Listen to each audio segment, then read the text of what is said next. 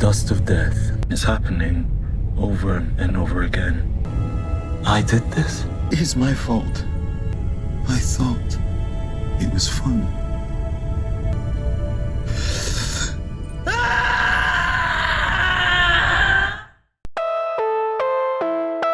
If I had to sum up this would-be historic, groundbreaking season of Doctor Who with the first black gay doctor, the return of showrunner Russell T Davies to steer the ship, and a deal with Disney Plus, I would say start with a whimper and end with a meh. We said meh. M-E-H. Meh. This is Marks on TV, and today we're reviewing the Doctor Who season finale, Empire of Death. Now, let's get into it.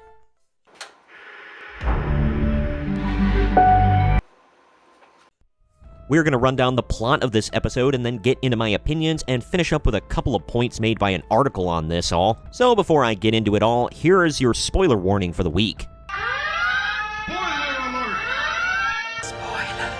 The Doctor is on the run from Susan Triad and her accomplices, Harriet Arbinger and Sue Tech, who have unleashed a deadly dust of death that wipes out everyone at Unit HQ and across the world. I'm getting scaredy farts.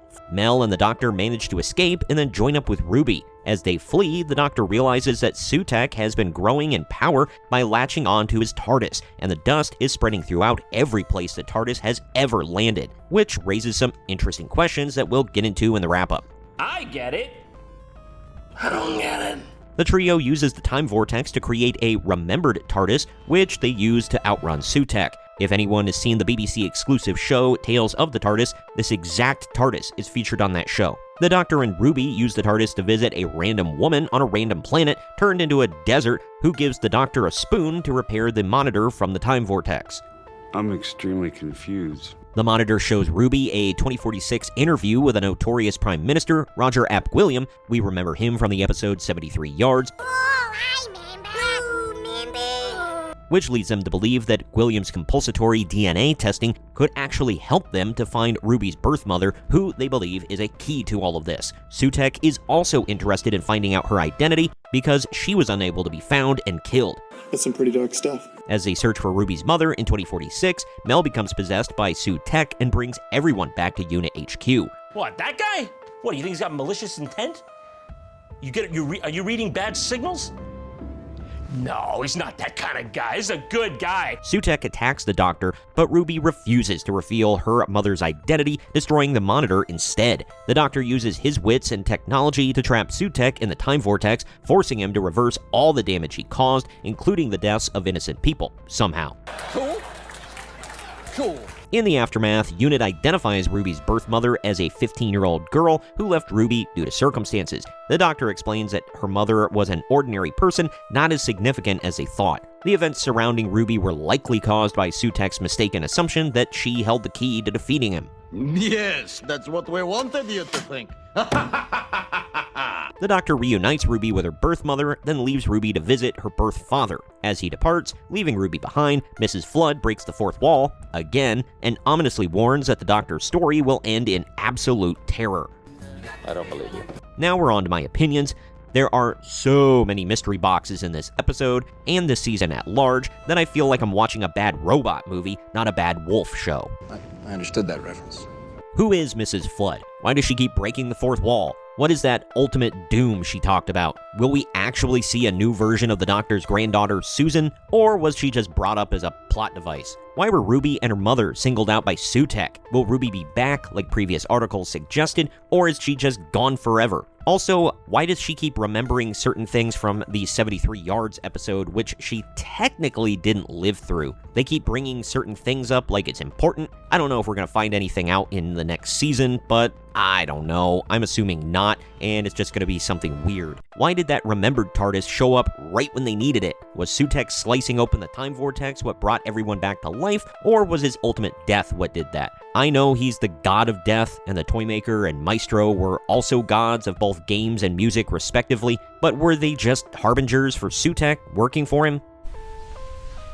I don't know.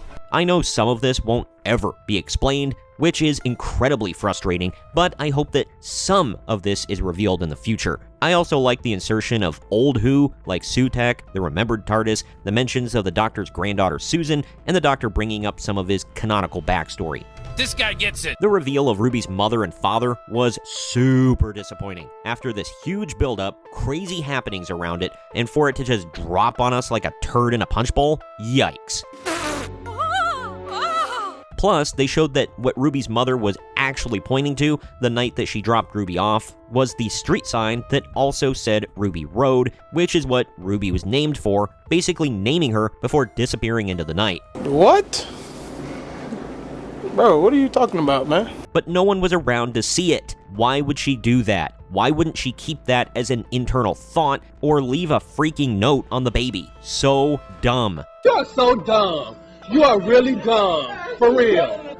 The Sutekh story itself was cool, and him landing at literally every place the TARDIS had previously landed was fun, but I'd like to know how and why the Doctor never detected him before, and why Sutekh decided in current year that, I've rode this box long enough, time to do some damage. Again, there are questions no one thought to answer. Why? Let's wrap up with some info from a recent article by Screen Rant. The 15th Doctor and Ruby Sunday's farewell in Doctor Who Season 14 ending explained by showrunner.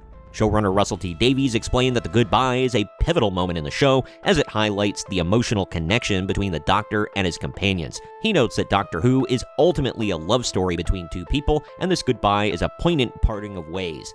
Sure, Jan. He says the scene is intentionally subtle and beautiful, and it's not a typical departure for a Doctor Who companion. I would argue that it was kinda similar to some less remembered companions like Martha Jones. The Doctor realizes that sometimes life can take his companions away from him, even when he does everything right to save them. It's true. Davies says the goodbye is heartbreaking because it shows the Doctor's vulnerability and the reality of his relationship with his companions. Despite this, Ruby will supposedly return in Season 15, but the emotional impact of their parting will linger, highlighting the show's ability to explore complex emotions and relationships. Whoop-de-doo. I think the Doctor this season was way too emotional and bordered on cringy at times. I just wanted to watch the Doctor do Time Lord things without having an emotional outburst and breakdown every damn episode. Snap out of it!